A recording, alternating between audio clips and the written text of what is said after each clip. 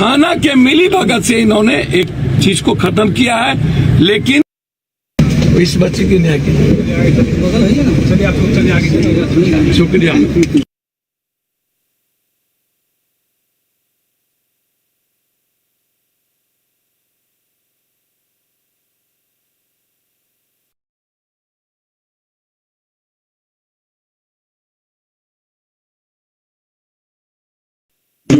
Line Shashi भैया क्या camera नीचे कीजिए ना। क्या कहेंगे कि हुजूर आते आते बहुत देर करती है, मिलते मिलते इतना देर क्यों? मैं तो दो बात कहूँगा। आज भी हमारा देश का जो न्याय व्यवस्था वो सुरक्षित है कहीं न कहीं। कुछ लोकतंत्र और संविधान की रक्षा करने वाले न्यायाधीश महोदय के विचारों, वैसे ही देश कंप्लीट रूप से कोलैप्स है। कहीं किसानों पर गोली, कहीं आतंकियों के द्वारा गाड़ी, आसाम की स्थिति, मणिपुर की स्थिति,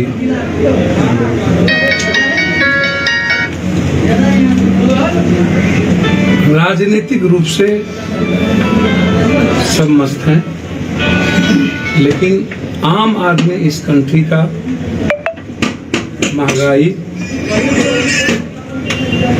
की जो स्थिति है और अर्थव्यवस्था की जो स्थिति है, रोजगार की जो स्थिति है, उसमें आप ये समझ लीजिए कि किसी का इंटरेस्ट, किसी भी राजनीतिक पार्टियों का इंटरेस्ट, दल का इंटरेस्ट नहीं रहा।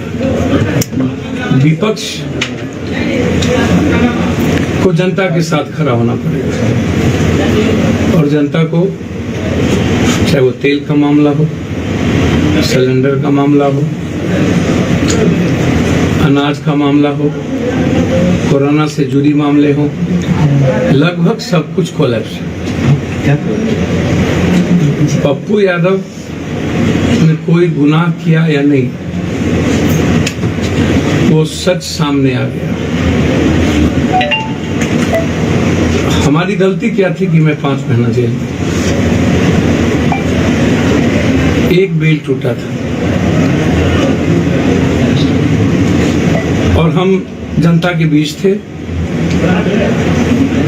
न्याय प्रक्रिया की व्यवस्था के बीच थे, और संविधान और लोकतंत्र में आस्था रखने वाले लगातार हम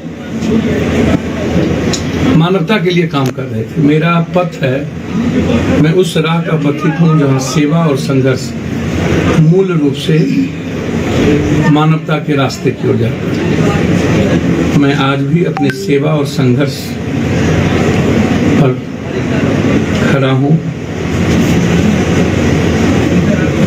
कोरोना के 11 तारीख की व्यवस्था के बाद सरकार और इन पदाधिकारियों के खिलाफ कोई आवाज नहीं उठा पाए, इनकी गलतियों को उजागर नहीं कर पाए। बाढ़ में सब कुछ धरे के धरे रह गए। कंप्लीट व्यवस्था लूट में लगी हुई थी और कोई आवाज देने वाला नहीं था। कितने जगह सांप काटने से मर गए, भूख से मर गए, नाव नहीं पहुंचने से मर गए, नाव डूब गए, लेकिन सरकार मस्ती राजनीति कर रही थी। हम आज सिर्फ इतना कहेंगे कि मेरे जो 2 मुद्दे हैं, एक मुद्दा है सीधा मानवता से जुड़ा सेवा का, और दूसरा इस देश के और बिहार के करोड़ों जनता के आर्थिक आजादी और उसके रोजगार से जुड़ा। आज जो घटना घटी है किसानों की, ये दुनिया की जालियांवाला बाग को भी हमें लगता है कि हम खत्म कर चुके हैं।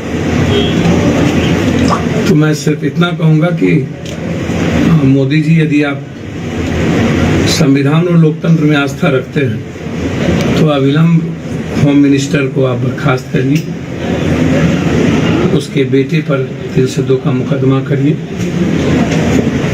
20-20 लाख रुपया और कृषि कानून को अविलंब कितनी कुर्बानियों के बाद 1500 से ज्यादा कृषक किसान मर चुके हैं, आत्महत्या कर चुके हैं या नहीं तो व्यवस्था के कारण मर चुके हैं। तो अब कितनी जानें आप लेंगे?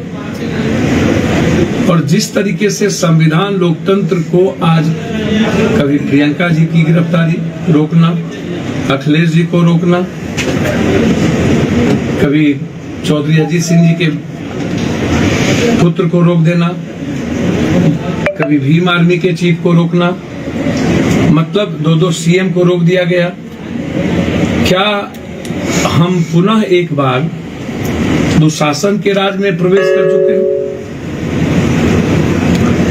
क्या हम हिटलर से भी बड़े क्रूरतम शासक के बीच में हैं? क्या आम लोगों की आवाज बनना गुनाह है? बस पप्पू यादव एक आम लोगों की आवाज थी। रेमडेसिविर पहुंचाना, हर घर को सिलेंडर पहुंचाना, हर माँ पिता और बेटे के भाई के लाश को शमशान ले जाना, हर गलत लोगों के खिलाफ आवाज सरकार तक पहुंचाना। हम सरकार की जिम्मेदारी का काम कर रहे थे कि उनकी अब आवाज बने हुए थे। तो सरकार ने मुझे क्यों गिरफ्तार किया? मैं तो सिर्फ इतना कहूंगा कि हम 5 महीने नर्क से झूले हैं, हमारी स्थिति अच्छी नहीं है, मानसिक टेंशन हुआ है, प्रताड़ित हमें किए गए हैं। हम सरकार पर अपने लॉयर से बात करेंगे कि क्या हमें डेफिनेशन सूट जो हमको 5 महीने जिस तरीके से जबरदस्ती सरकार ने हमें बंधक बना करके रखा और एक बड़ी साजिश के तहत इसमें ऊपर से नीचे साजिश करता है, हम बहुत जल्द उसका उजागर करेंगे। हम सिर्फ इतना कहेंगे कि हमारा संघर्ष और सेवा जारी रहेगा। आज बाढ़ की स्थिति है, हम निकलेंगे। बाढ़ हालात सीतामढ़ी और जगहों के अच्छे नहीं है, गंडक उफान पे है।